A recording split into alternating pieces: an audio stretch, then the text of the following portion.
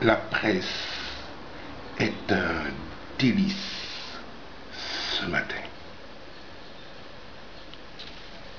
Les titres portent sur la déportation du président Laurent Gbagbo à la CPI.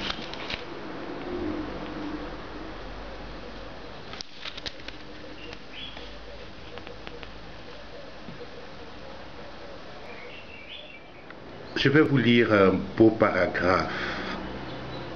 On a cru que faire avaler des poires d'angoisse à Gbagbo en le bombardant avant de le déporter à Korogo, où il a été privé de lumière du jour pendant longtemps, on pouvait ainsi l'affaiblir. Peine perdue, le monde entier a découvert un homme d'État qui refuse, malgré les épreuves inhumaines que lui sont infligées par ses adversaires, de manifester une animosité quelconque. Voici un autre beau texte. Je lève encore les yeux et je regarde à la haie. Non, je ne suis pas découragé, même si je suis peiné. À la haie, au cœur du monde des juristes, je vois qu'une graine est tombée en terre pour la Côte d'Ivoire, pour l'Afrique. Comme Joseph, qui partait comme une marchandise en Égypte, Gbagbo est parti à la haie comme un prisonnier des hommes. Mais il y est allé comme un envoyé de Dieu pour accomplir une réalité prophétique, comme Dieu l'a dit à Abraham pour les Israélites. Je vous ramène au courrier. Voici le titre. Gbagbo, le temps de Dieu. Et je vais vous lire un tout petit paragraphe. Les Ivoiriens entre joie, réconfort et espoir. Lisons. Abidjan et dans les capitales africaines, on n'en demandait pas plus. Une liesse populaire mais contenue, circonstances hostiles oblige, pour ne pas dire Kalash oblige, s'empare de tout Abidjan et de plusieurs grandes villes du pays.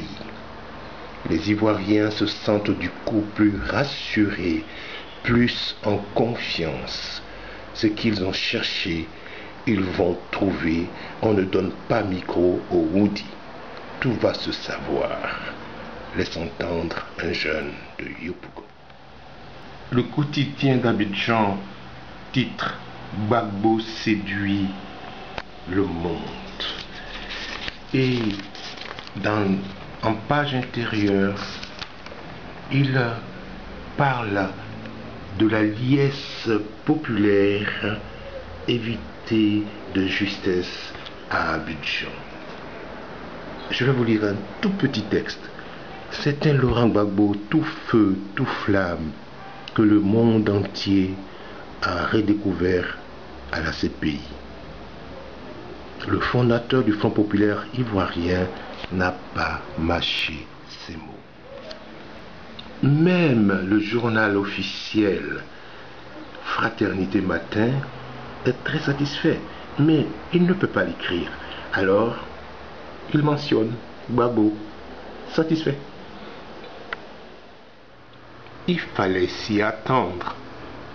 Tout était trop beau. Il fallait bien que les choses reviennent à la normale, à l'oppo. Mais FRC terrorise. Je vais vous lire le texte. Aux environs de 14 heures, alors que les manifestations continuaient et que les chants à la gloire du président Gbagbo fusaient de partout, un détachement de FRC, armé jusqu'aux dents, a débarqué dans le village. C'est le sauve-qui-peut. Commence alors une chasse à l'homme avec pour principale cible tous ceux qui arboraient des t-shirts épagnes à l'effigie de Gbagbo.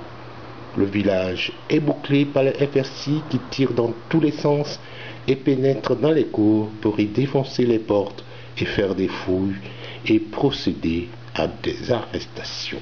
Mais aussi, hélas, faire main basse sur le bien.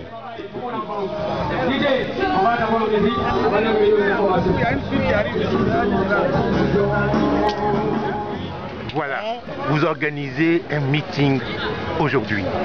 Et voilà, je vais vous demander d'adresser un message au président Laurent Gbagbo. Merci. Excellence, Monsieur le Président de la République, très cher camarade Laurent Gbagbo, mon président, notre président, le président de la République de Côte d'Ivoire, sois serein, camarade. Nous te soutenons en prière et en action. Bientôt, nous te sortirons de là. Sois-en sûr. Parole du député Mobio Samuel, député de Marcory. Merci beaucoup, honorable. Merci infiniment. Vous vous dites bientôt nous vous ferons sortir le président honorable. Est-ce que vous pouvez appuyer cela par soit une chanson de prière aussi peut-être?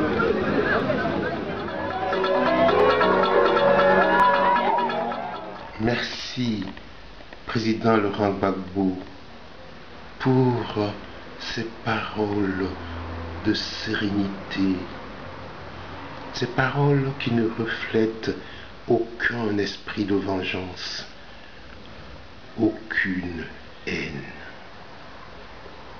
Merci, merci d'apprendre au monde qu'on peut vivre sans haine, malgré tout ce que tu as subi.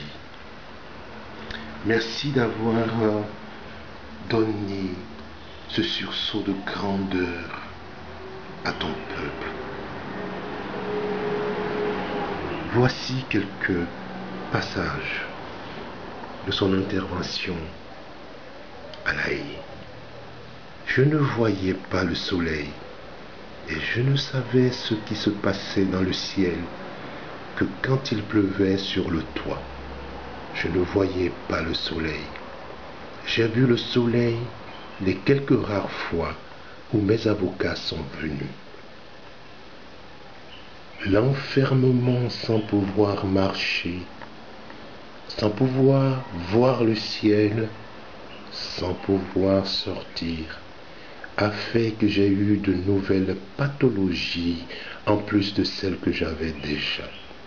Je ne suis plus un jeune de 20 ans et de 30 ans. J'ai mal à l'épaule, mal au poignet. Madame, je ne regrette pas d'être là. Je suis là et on va aller jusqu'au bout. Mais on peut faire les choses de façon plus normale. On n'a pas besoin de se cacher. J'ai dirigé ce pays pendant 10 ans et je n'ai pas fait ça.